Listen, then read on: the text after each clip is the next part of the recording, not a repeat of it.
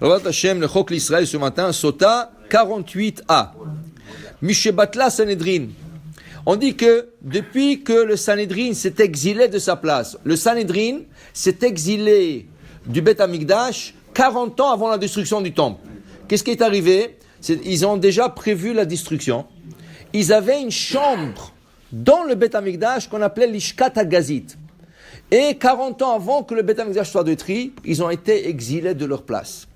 Deux qui ont été exilés, Rav Amar Ravuna, Zekini Mishar Shavatu, Bachurim Min Ginatam. Là, le rabbin ont interdit d'écouter la musique. Depuis que le Sanhedrin était exilé, tu n'avais plus le droit d'écouter la musique. La musique, c'est la simha, mais le fait que le Sanhedrin s'est exilé, ça ne signifiait pas une bonne chose.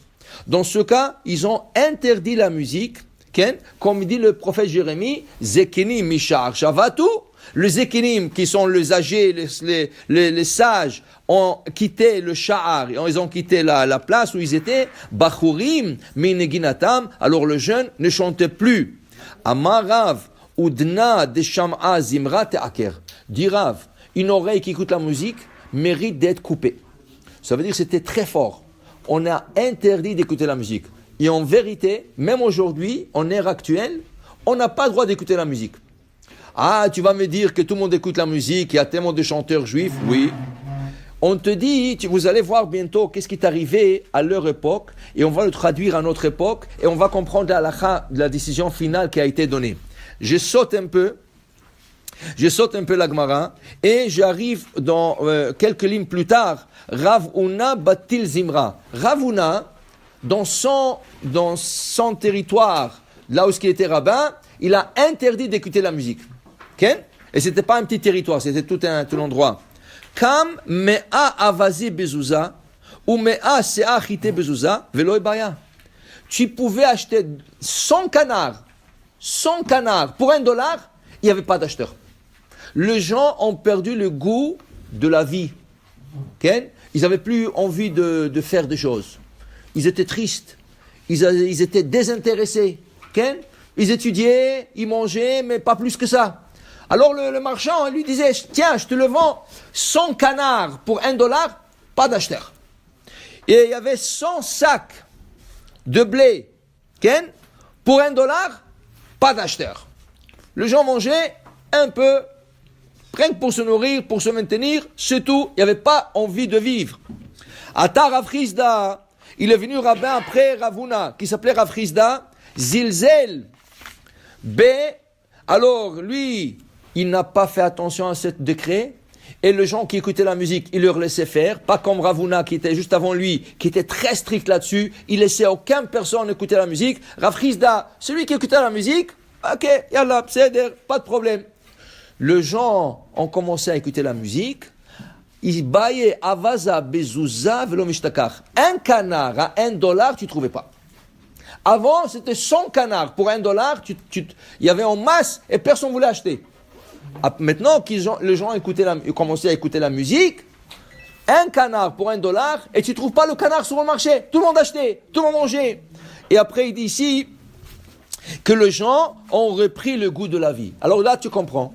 Le décisionnaire qui a été posé la question, c'est écrit clair dans le Talmud que depuis la destruction du temple, depuis le Sanhedrin qui a été exilé, on n'écoute plus la musique. Comment ça se fait qu'on a le droit d'écouter la musique aujourd'hui? Justement, c'est comme ce que Gemara dit. Sinon, les gens n'auront plus envie de vivre. Et ça, tu parles l'époque avant la destruction. Imagine-toi maintenant qu'Am Israël est exilé, et il y a tellement de choses qu'Am Israël est en train de passer, encore plus que les gens vont perdre du tout le goût de vivre, de faire quelque chose. Et c'est pas bon. Parce que si tu n'as pas le goût, tu n'étudies pas bien, tu ne fais pas le mitzvot bien. Alors dans ce cas, on est obligé de laisser faire écouter la musique. Alors là, il ne faut pas abuser. Qu'est-ce que c'est abuser? On t'a permis d'écouter la musique, c'est interdit, mais on te l'a permis. Mais ne va pas écouter de musique goy. Ne va pas écouter des musiques qui sont pas de nôtres. Si tu veux écouter la musique, écoute le Tehillim, chant de Tehillim, écoute, des chanteurs juifs, mais des chanteurs juifs qui chantent la Kedusha. Alors regarde, il y a une différence entre la communauté Ashkenaz et Séfarade. Les Ashkenaz, les chanteurs juifs, ils chantent tous des passages de Tehillim. Ils prennent un verset de Tehillim, de psaumes, et ils chantent, ils composent là-dessus. Les Séfarades ont toujours composé leurs mots, mais basés sur la Torah. Okay? Mais ça, c'est des choses qui sont juives. Oui, tu peux écouter ça, tu peux entendre ça. C'est permis pour te donner, pour te remonter la morale, pour que tu puisses bien étudier, bien manger, bien travailler. Ça, c'est permis. Mais si tu as écouté une musique goy, il n'y a aucune permission au monde qui va te permettre d'écouter la musique goy, parce que d'abord, les mots ne sont pas propres, les idées ne sont pas propres, rien bien. Et c'est interdit, alors quoi faire? C'est interdit. Si tu veux déjà utiliser la permission, utilise-la pour le bien. Dis la Gemara, Amar Rav Yosef. Dit Rav Yosef, Zamre Gavre ve'ane nashe peritsuta. Si les hommes et femmes sont à table, et les hommes chantent, et les femmes reprennent le chant après les hommes. Ça veut dire qu'au moment que les hommes chantent, les femmes aussi elles chantent avec les hommes. Ça va emmener à l'adultère. Il y a quelque chose qui va se passer. On n'a pas le droit d'avoir des hommes et des femmes chanter à table. Ça veut dire que Shabbat, tu as des invités, les hommes se mettent à chanter, les femmes n'ont pas le droit de chanter. Elles ont le droit que d'écouter. Maintenant, la Gemara dit comme ça. Ça, c'est les hommes ont chanté et les femmes ont suivi. Mais si Zamre Naché, si les femmes ont commencé à chanter, Ve'ane Gavre, et les hommes les ont suivis, ça c'est pire qu'Aesh Bane Oret. Ça c'est comme du feu à côté de la paille. Ça c'est vraiment, tu es parti loin, ça c'est 1000% que quelque chose va sortir de mauvais de ça. Okay? Alors, ok, de toute manière, que les hommes chantent et les femmes suivent, c'est interdit. Que les femmes chantent et les hommes suivent, c'est interdit. Alors pourquoi c'est quoi la différence? Un, c'est comme le feu avec la paille. Non, il y a une différence. Le maï nafkamina. Nafkamina levotule hay mikame hay. On vient chez un rabbin, on lui dit, écoutez rabbin, il y a un problème dans la communauté, il y a des hommes qui chantent, des femmes qui suivent, ou vice-versa, mais on ne peut pas les arrêter. Qu'est-ce qui est mieux de leur dire? De ne pas faire un de deux. Lequel de deux il faut annuler? Voilà. On a dit que les hommes chantent et les femmes suivent, c'est pas bon. Mais on a dit que quand les femmes chantent et les hommes suivent, c'est comme de la paille et le feu. Tu annules la deuxième partie. Tu laisses pas les femmes commencer à chanter et les hommes le suivent. Si tu n'as pas le choix, alors tu laisses les hommes chanter et même si les femmes suivent, essaye de les arrêter si possible, sinon tu leur laisses faire.